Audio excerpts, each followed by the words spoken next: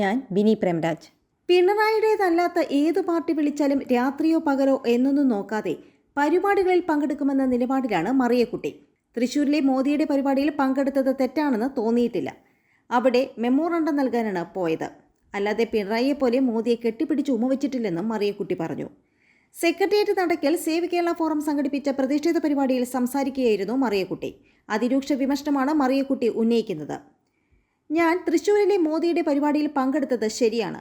പാവങ്ങൾക്ക് അരി കിട്ടുന്നില്ല, പെൻഷൻ കിട്ടുന്നില്ല, കുഞ്ഞു പിള്ളേരെ കൊല്ലുന്നു. അവിടെ ഞാൻ പോയത് പ്രധാനമന്ത്രിക്ക് മെമ്മോറാണ്ടം നൽകാനാണ് പോയത്. അല്ലാതെ പിണറായിയെപ്പോലെ മോദിയെ കെട്ടിപ്പിടിച്ച് ഉമ്മ വെച്ചിട്ടില്ല. സ്വർണ്ണക്കടത്തിന് ഞാൻ പോയിട്ടില്ല.